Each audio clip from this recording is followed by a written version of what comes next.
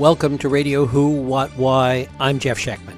Looking at the world today and the wave of populism that is sweeping the West, contrasted against the recently concluded World Economic Forum in Davos, you would think that Davos and those that participated in it were the enemies of peace and global prosperity.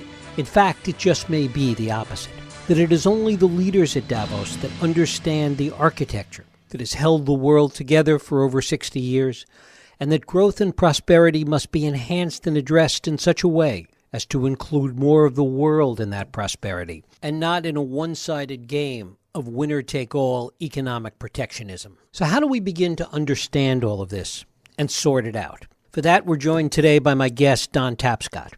Don Tapscott is one of the world's leading authorities on innovation and media and economic and social impact of technology. He advises business and government leaders around the world. He's authored or co-authored over 15 widely read books. His latest is The Blockchain Revolution, a technology that he believes will fundamentally change the internet and its economic promise for all citizens. He's an adjunct professor of management at the Rotman School of Management at the University of Toronto, and he recently covered the World Economic Forum for the Globe and Mail in Toronto. It is my pleasure to welcome Don Tapscott to Radio Who, What, Why. My pleasure, Jeff. One of the things that you mentioned in one of your articles in the Globe and Mail was that you said you don't remember ever being more concerned about the state of the world. And it was really in the context of thinking that both the left and the right all have gotten it wrong in terms of understanding what's going on, particularly at a place like Davos. Talk about that first. Well, it's a curious phenomenon that the left and the right agree on something major about Davos, which is that the Davos man or the Davos class is not the solution, it's the problem in the world. And, the purpose of the World Economic Forum is to improve the state of the world. And for sure, this is kind of a tough assignment given the growing global mess and increasing bifurcation of political perspectives. But it just really struck me that you've got people like Naomi Klein on the left and the Breitbart News on the right that say the World Economic Forum is hardly improving the state of the world. It's actually the problem. I disagree with that, of course. I think that, and I'll confess I'm biased. I've been going to Davos since the 1990s. But most people who attend Davos are not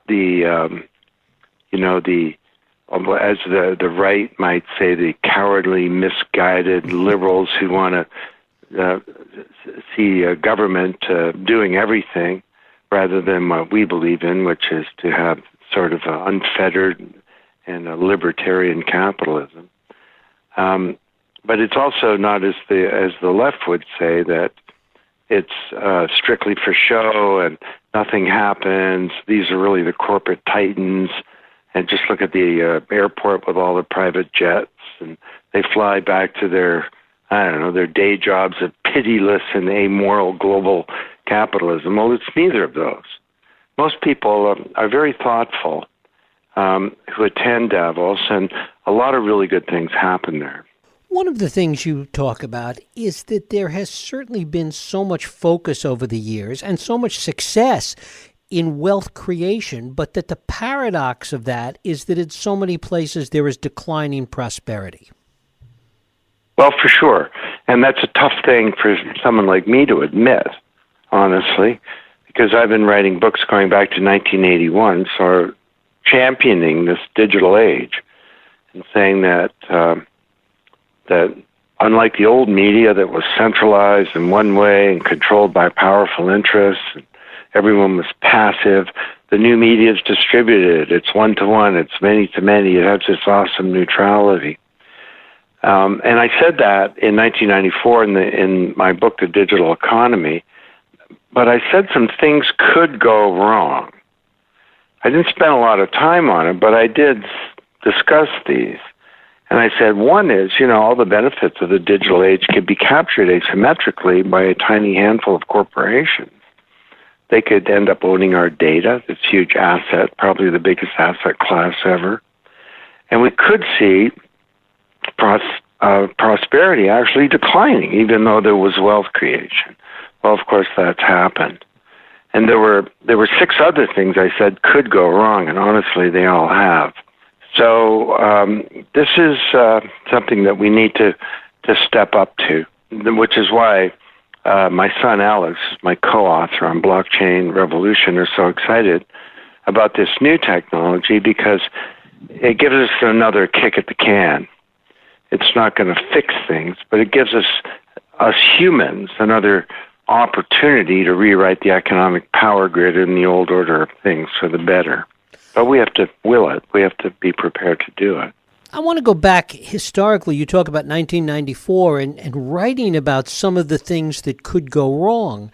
And in fact, seeing most of them go wrong, go off the rails. What did we miss in looking back at that? How is it that the odds really prevailed in everything going wrong between then and now in terms of the distribution of wealth? Well, I think what happened is this wonderful distributed peer-to-peer medium called the internet and the web got laid upon a society that was anything but distributed. It was highly stratified, and powerful forces had unique and asymmetrical ability to capture the value, and that's exactly what's occurred. So this is the first time in modern history that this has happened, where you have growing wealth, but the 51st percentile family or individual has been declining. That's, of course, what's behind the rise of this populism that you referred to, and all of the anger and hatred that exists today. It's when you have this kind of situation, really the end of the industrial age, and a lot of these old industries and parts of the economy being wiped out by a whole new set of technology and a new class of businesses that are capturing all the value, then that sets us up for some big problems. And by the way, it's interesting to note at Davos, citing a number of people cited a research project that showed that all this job loss that's occurred, it's not because of outsourcing, it's because of technology. It's mainly automation that's replacing humans in the United States. And get ready for the next wave of machine learning and robotics and artificial intelligence, autonomous vehicles, all the rest. The 2 largest job types in the United States, if you strip away general categories like management or sales, are truck drivers for men and cashiers for women. Well, in a decade, most of those will be gone. So these are the kinds of issues that people were struggling with at Davos and trying to come up with some creative solutions. And when solutions are talked about, one of the things that you touch on in your reporting from Davos this year is this sense of trying to find new metrics by which to measure success beyond simply wealth creation and GDP. Absolutely, and that's a very good or a very helpful thought that you raised that, because wealth doesn't translate into prosperity, and prosperity doesn't even translate into happiness. So we measure ourselves wrong, and if you can't measure it, you can't change it. That's the old law. So we need to start to have some new measurement systems. And talk a little bit about what those might look like. Well, Nobel Prize winner Joe Stiglitz has spent a fair bit of time about this, and there are measures of well-being, that have to do with your health, and you look at measures like really basic stuff like infant mortality, where the United States is terrible. Should be the best in the world. It's the richest country in the world, but it's terrible. Percent of the population covered by proper health care. The United States is the only country in the OECD, like of 30 countries, that doesn't have a single-payer health care system so that everybody gets covered. And then it seems that we're now about to regress on that even further. So these are the kinds of things that make a real difference in your life, and not being afraid to get sick, and know that you or your children will be taken care of. Measures like that. Mm-hmm. It really equates living standards as really the fundamental measurement, even more than wealth and GDP. And there's some big questions on the table about how we're going to achieve that. Mm-hmm. Ultimately, I think we're going to need a new social contract in society. And this is a project I'm doing for the Berkman Klein Center on the Internet and Society at Harvard. I'm trying to draft such a social contract. It's the toughest thing I've ever done in my life, because every time I get into some new topic and peel back the onions, I realize that there are people who spend their entire lives looking at that one little thing. But, when we went from the agrarian age to the industrial age, we figured out a whole bunch of stuff. We figured out that people had to be literate. We created public education, and we passed a law that you had to go to school. We realized that people are going to live in cities, not in the country, so we needed a social safety net. We started to create the social security system. We figured out that you can have one oil company own all the oil. So we developed anti-monopoly legislation. We figured out that if you're going to be a publicly traded company, you ought to tell your shareholders something once a year. That was the SEC Act of 1934. And there were dozens and dozens of these agreements between government, citizens, their organizations like unions, and the private sector, whereby we came to a contractual understanding about how things would work. Well, I don't think we've done any of that for this new age that we're entering into. And ultimately, there are some big changes in the wind. I think we're going to have to separate work and income. That your work does not necessarily correspond to the fact that you have enough money to stay alive. Because if you have structural unemployment where entire swaths of the workforce are wiped out, then this old, the idea that came from Schumpeter, creative destruction, that's what's so great about capitalism. It blows away the old and it brings in the new, and with the new there's greater prosperity. Well, it's starting to look like this time it's actually different. So some really big thinking is required. And then you factor in this new geopolitical situation that comes from Davos. I called it the elephant not in the room, and that was Donald Trump. And boy, this is a time of huge potential disruption, or worse. And yet at the same time we're facing that huge potential disruption, perhaps larger than and more fundamental than we have ever seen, we're having a hard time talking about it because of the fragmentation of public discourse. Yeah, absolutely. And this is one of the things I said in 1994, that I said, I think with the Internet, the truth will set us free because we'll all have access to the facts and the real data. Well, it turns out that there are things like alternate facts. And we are ending up in these little self-reinforcing echo chambers where the purpose of information is not so much to inform us, but it's to, give us comfort. And, and honestly, looking at that, it's not just that we have extreme left and extreme right. There has been a profound shift in public discourse to the right. Who are the left-wing extremists today, and what do they think? Well, they're people who think that, that we should have strong international institutions, and that Europe and the EU is a valid organization worth defending, and people who think there should be a social safety net, and that women should, have the right to control their own biology, and that science is important, and if all the scientists in the world think there's a huge problem like climate change, we should do something about it. And that there's one country called China, not two countries, and it just goes on and on and on. That is the extreme left point of view, that 30 years ago would have been dead in the center or even slightly to the right. So it's not simply that there's a bifurcation. There's also been a political shift, I think. The other danger in all of this, which you touch on in your reporting, is the way in which this undermines the structural geopolitical framework that has held the world together for the past 60 plus years.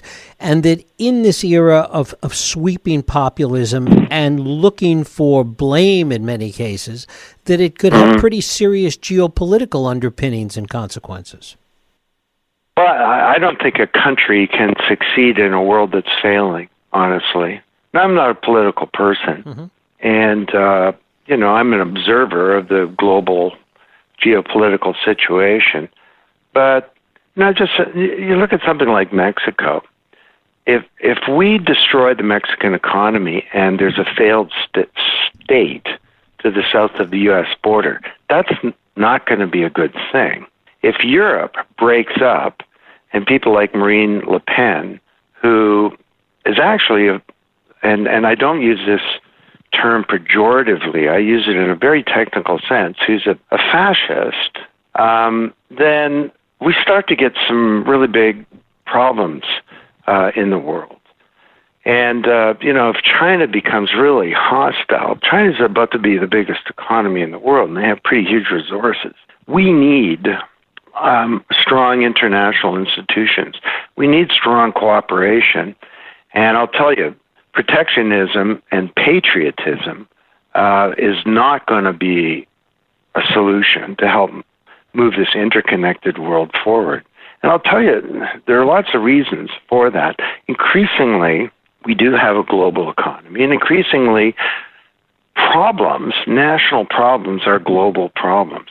There's a beautiful animation, I don't remember the exact name of it, produced by NASA that shows pollution flows in the world. Pollution that starts in China or in a coal plant somewhere in the United States moves around the world. So I think that we need to understand this interconnectedness that we have. The other point I'd make on this is that I think that business can't succeed in a world that's failing either. If we cut back on public education and we end up with a real huge bifurcation of the smart or the wealthy kids that go to private schools and the rest that really suffer, we're not going to be able to have not just the capable workforce that's required, but we're not going to have good citizens that are capable of voting smartly and acting responsibly. So this is a big theme of the World Economic Forum, that we are all interconnected, and sure, we all have a natural tendency to put our own country first, but we need to understand that we can never succeed if the world is declining. That fear that you talked about at the beginning, did you have the sense that this was a pervasive fear among so many people at Davos? And the other side of that is there a glance at technology and new aspects of technology as a way to begin to address some of these problems that even technology has brought on? Well, I think at Davos you do get the complete political spectrum, but most people there are pretty thoughtful and have a sort of internationalist perspective, in the sense that it's through working together, collaborating together, and through common projects that we can solve some of these vexing problems in the world. An exciting big breakthrough to me, and it was everywhere at Davos, there were like 10 sessions on this, is about the blockchain. And this is, to me, well, of course, we're talking about the underlying technologies, the cryptocurrencies like Bitcoin. And it's not about Bitcoin, it's about the thing that makes Bitcoin and technologies like that work. And to me, this is the second generation of the Internet. We've had this first generation, sort of an Internet of information. And it's been good for lots of stuff, But when I send you some information, Jeff, I mean, an email, a PDF, or whatever, even with a website, I keep the original. I'm sending you a copy. So we've all had a printing press, and that's been great. But it's also been very limited because when it comes to the things that really matter in the economy and that contribute to prosperity, assets like money or intellectual property or stocks or bonds or votes or art or music or loyalty points or our identities. I mean, sending a copy is a terrible idea. If I send you $100, it's really important that I don't still have the money and that I can't send it to somebody else. So the way that we handle this problem is through huge intermediaries like banks, governments, credit card companies, big social media companies, big technology companies, and they perform all the business and transaction logic of every kind of commerce, and they enable us to trust each other. But there's a growing problem with them in that they're capturing a lot of the value. They're capturing our data, and we've got this crazy, unheard of problem where we have wealth creation and declining prosperity. So what if there were not just an internet of information? What if there were an internet of value, some kind of distributed ledger running on computers everywhere, where anything of value, from money to votes to music, could be stored and transacted securely in a way that protected the rights of the owners?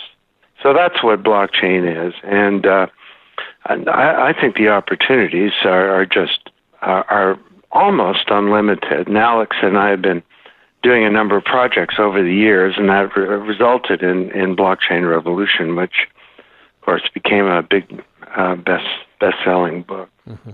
And to what extent are these ideas being embraced by the people in Davos and being looked at, certainly, as possible ways for really deep structural reform to address some of that inequality we've been talking about? Well, I was quite struck. I mean, a year ago at Davos, you said the word blockchain. Most people wouldn't know what you're talking about. And today, everyone was buzzing about it. And I'm not allowed to tell you what occurred at the meeting because it was this one meeting was a private meeting, but it was a meeting of all of the central bankers and ministers of finance from around the world. And I gave a presentation about what all this means for them and for their economies. I mean, think about if the American dollar became a digital dollar, actually a fiat currency that became crypto. And so if the central banks wanted to issue funds, they could issue those funds digitally.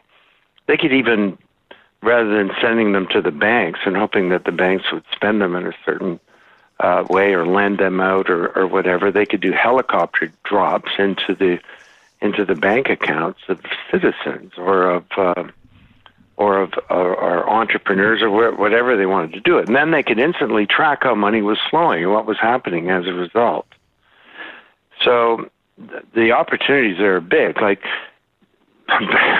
the regulators wouldn't have to be so heavy-handed because transparency would be a powerful force. You make institutions naked, and they got to get buff. They need to start behaving better. So that's just one of literally hundreds of ways that this technology could change the way the economy works and perhaps help us solve this prosperity problem. Don Tapscott, I thank you so much for spending time with us and sharing your thoughts here on Radio Who, What, Why. Okay, my pleasure. Thank you. Thank you for listening and joining us here on Radio Who, What, Why. I hope you join us next week for another Radio Who, What, Why podcast. I'm Jeff Sheckman. If you like this podcast, please feel free to share and help others find it by rating and reviewing it on iTunes. You can also support this podcast and all the work we do by going to whowhatwhy.org/donate.